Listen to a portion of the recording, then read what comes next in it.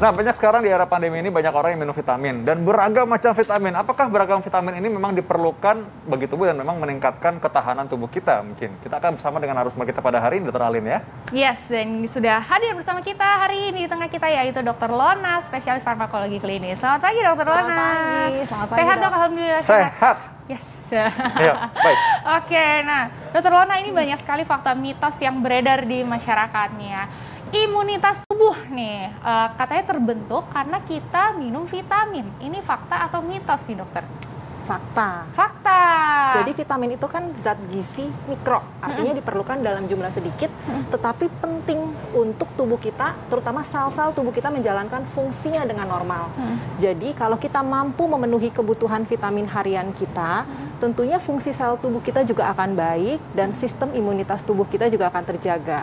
Dan ini penting kan, mengingat kita hidup di masa pandemi, menghadapi si virus corona, memiliki sistem imunitas tubuh adalah salah satu faktor yang dapat melindungi tubuh kita dari kondisi penyakit ini. Ya mungkin sekilas aja ya, bahwa mungkin sebenarnya tubuh kita ini ada yang memang vitamin ini perlu banget untuk konsumsi tambahan. Ada juga memang dalam makanan tubuh kita, makanan sehari-hari mungkin juga udah ada gitu. Betul. Jadi sebenarnya kalau kita bisa makan makanan buah dan sayur dengan beragam, termasuk memenuhi kebutuhan zat gizi makro. Di sini ada karbohidrat, vitamin, mineral, karena si vitamin karbohidrat, protein dan lemak, dan vitamin itu sebagai zat gizi mikro setiap hari kontinu persisten tentunya. Vitamin dan mineral dari sumber makanan tersebut sudah cukup. Tetapi pada kondisi-kondisi tertentu, kadang-kadang kita memerlukan tambahan vitamin dari luar. Misalnya, sedang dalam masa proses penyembuhan dari sakit, wanita hamil, atau ibu menyusui. Tentunya kalau perlu tambahan vitamin dari luar, bisa mengkonsumsi suplemen vitamin dalam bentuk tablet seperti ini. Ya, baik. Ini kita punya tabel di mana ada beragam kebutuhan vitamin pada tubuh kita, untuk tubuh kita ya. Kita akan bantu jelaskan kepada pemirsa kebutuhan-kebutuhan ini. Betul. Jadi di sini terlihat bahwa kebutuhan vitamin di tubuh kita ini cukup beragam. Ada beberapa vitamin di sini, ada vitamin A, vitamin B kompleks, vitamin C, mineral yang cukup beragam juga. Dan sehari-hari kita nih harus memenuhi semua kebutuhan vitamin ini. Tujuannya supaya apa? Tujuannya adalah supaya semua sel-sel yang ada di tubuh kita berfungsi dengan normal. Dan kalau ternyata kita memang memerlukan suplemen vitamin dari luar, jangan lupa kita membaca kemasan yang ada di suplemen vitamin yang bisa terlihat seperti ini. Apakah komposisinya sudah memenuhi kebutuhan gizi harian? Yes, jadi bisa dilihat ya di botolnya. Betul. Ya, dok ya. Nah, ini juga penting juga ya dok ya, kalau misalnya kita tahu tabel kebutuhan vitamin pada tubuh, ada beberapa vitamin di sini gitu ya, kebutuhan hariannya yang dianjurkan ternyata sekian gitu ya. Tapi kemarin kita sempat dihebohkan nih dok tentang vitamin D, karena kan vitamin D kan sekarang lagi ini banget ya, lagi happening banget gitu kan ya. Nah, katanya ada nih yang bilang minimal harus 1.000, minimal harus 10.000 bahkan. Nah, itu kalau misalnya dok kelebihan gitu kan, kalau misalnya di situ kan kita udah terlihat ya vitamin D itu harusnya berapa gitu ya. Maksimal ini 600 sampai 4.000. Kalau misalnya kelebihan dalam satu hari gitu ya dok, apa sih yang akan terjadi pada tubuh kita? Apakah nanti takutnya mengendap gitu ya ke organ-organ, atau apa sih sebenarnya yang terjadi bisa dok? Tapi jangan dijawab dulu dokter, sesaat lagi kita akan kembali tetap di Hidup Sehat. Oke, kita kembali lagi nih ya, kita seru banget lah ngomongin vitamin ya kan, karena emang perbincangannya pun juga seru banget ya kan, mengenai vitamin D nih yang kemarin lagi heboh banget gitu kan. Itu kalau misalnya kita minumnya kebanyakan berlebihan, apakah ada dampak terhadap tubuh kita? Silakan dokter Lona. Thank you. Jadi vitamin tuh kita bisa kelompokkan jadi dua bagian besar. Ada yang larut air, ada yang larut lemak. Vitamin D yang ditanyakan adalah vitamin yang larut lemak. Nah, kalau vitamin yang larut lemak ini kita konsumsi berlebihan dan jangka panjang, itu akan bisa diakumulasi di tubuh. Artinya bisa disimpan. Nah, disimpannya di mana? Biasanya di liver.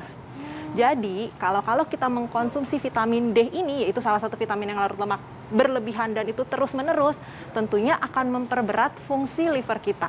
Dan tidak menutup kemungkinan akan terjadi kerusakan fungsi liver kalau hal ini terus kita lakukan. Nah, bagi di pembuluh darah juga ada kemungkinan di kemudian hari ada pengerasan pembuluh darah atau bahkan katup-katup jantung. Nah, tapi mungkin bagi pemirsa sekalian perlu ya dokter Alin tahu bahwa berapa sih batasnya gitu, misalnya kita konsumsi vitamin D itu dalam satu hari dok. Secara umum, kalau memang kadar vitamin D-nya dalam batas normal, itu kita membutuhkan 400 international unit. Kalau kita beli misalnya vitamin D dalam bentuk tablet, itu bisa dibaca di informasi gizi tentang kandungan vitamin D itu kisaran antara 1.000 sampai ada yang 10.000. Tetapi sebelum kita mengkonsumsi vitamin D, alangkah baiknya kita melakukan pemeriksaan laboratorium dulu, Dok, untuk melihat level atau kadar vitamin D kita. Tentunya kalau kurang, kita membutuhkan lebih banyak daripada yang tadi atau 400 international unit, bisa 1.000 sampai 2.000 international unit per hari. Gitu ya, jadi nggak sampai yang 10.000 gitu juga, itu juga bahaya berarti ya, Dok ya? Kalau dilakukan secara terus-menerus dan diakumulasi tentunya akan berbahaya. Oke, nah maksimal kalau minum vitamin D setiap hari berarti nggak apa-apa, Dok? Minum vitamin D setiap hari boleh, asal jumlahnya yang perlu diperhatikan dan cara mengkonsumsinya harus benar nih, Dok. Yes, betul. Nah, ini ada lagi nih, Dok, fakta atau mitos bahwa tubuh manusia tidak dapat memprediksi vitamin sendiri. Ini fakta atau mitos, dokter? Fakta. Fakta bahwa tubuh manusia tidak dapat memproduksi. Betul. Okay. Vitamin ini kan zat gizi mikro yang artinya kita butuhkan dalam jumlah kecil, tapi tetap kita butuhkan dan setiap hari itu harus ada asupan ke badan kita. Tetapi sayangnya badan kita atau tubuh manusia ini tidak bisa memproduksi vitamin, dan kalau berlebihan, terutama untuk vitamin yang larut air, tidak bisa disimpan menjadi cadangan. Gitu ya. Nah, ini penting juga ya, benar ya, sebagai orang kadang-kadang kan mereka ada yang takut berlebihan juga karena kelebihan vitamin kadang-kadang gitu. Ada juga yang karena saking parnonya minumnya kebanyakan juga. Yang paling sering tuh mungkin ngomong sekarang vitamin C atau vitamin B. Vitamin C kan lagi laku banget nih sekarang nih ya. Ada nggak satu tukang sana vitamin C itu ada yang bilang, aduh ini biar kuat deh daya imun saya, minumnya dosis tinggi gitu. Nah, bedanya vitamin C sama vitamin D atau bedanya vitamin C dan B dengan vitamin D. Tadi vitamin D adalah vitamin yang larut lemak. Kalau kita mengkonsumsi berlebihan, kita bisa menyimpannya di liver dan itu akan tanda kutip berbahaya kalau dilakukan secara terus-menerus. Sedangkan kalau vitamin C dan B itu kelompok vitamin yang larut air, Dok. Jadi kalaupun kebutuhan vitamin C kita misalnya sehari let's say 100 mg, terus kita mengkonsumsinya sampai 1000 mg per hari, itu pasti dibuang melalui urin atau melalui keringat. Jadi apakah berbahaya? Lebih berbahaya yang vitamin larut lemak. Tapi kalau itu dilakukan secara terus-menerus tentunya akan menimbulkan gangguan kesehatan atau mulai timbul keluhan, gangguan saluran cerna, kram perut, mual.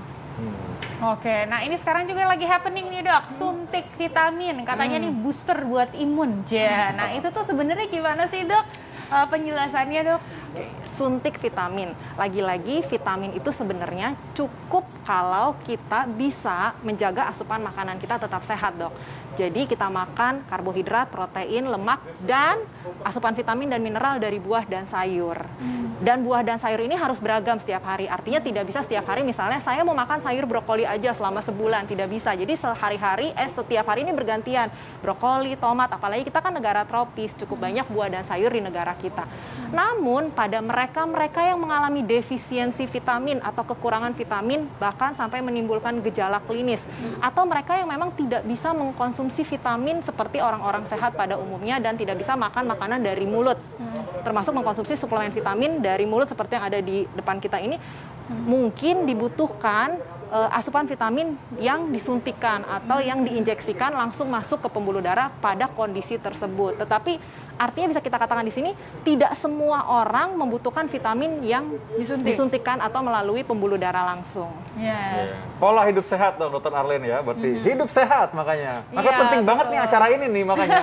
Kalau nonton tiap hari pasti jadi lebih pintar untuk hidup sehat. Betul gitu ya. Jadi sebenarnya memang vitamin tidak bisa diproduksi oleh tubuh kita, tapi kita juga butuh vitamin nih ya kan, untuk kita berfungsi, untuk kita imunitas kita juga ya, Dok ya. Kurang vitamin bisa bikin gagal fokus, Dok. Wah, itu lagi. Makanya ya. nggak boleh gagal paham. Jadinya gagal paham jadinya ya. Nah, makanya tapi kita juga harus mengkonsumsi vitamin sesuai dengan kebutuhan harian ya kan. Jangan juga berlebihan dan jangan juga kurang juga. Nah, gitu. makan nggak boleh asal kenyang, tapi tadi ingat bahwa ada buah dan sayuran yang menjadi sumber vitamin alami buat hidup kita. Sekali lagi apa namanya? Pola hidup sehat. Yeay. Terima kasih banyak Dr. Lona. Terima kasih Dr. Lona. Semoga bermanfaat untuk teman-teman yang sedang menonton, dan juga terima kasih banyak sudah menonton Hidup Sehat. Ternyata tidak terasa udah 60 menit ya kami menemani Anda. Ya. Aduh, sayang banget Saatnya kami pamit. Jangan lupa selalu saksikan Hidup Sehat di TV One setiap hari Senin sampai Jumat jam 9 pagi sampai jam 10 pagi. Saya Dr. Vito Damai. Saya Dr. Edita Arlin. Indonesia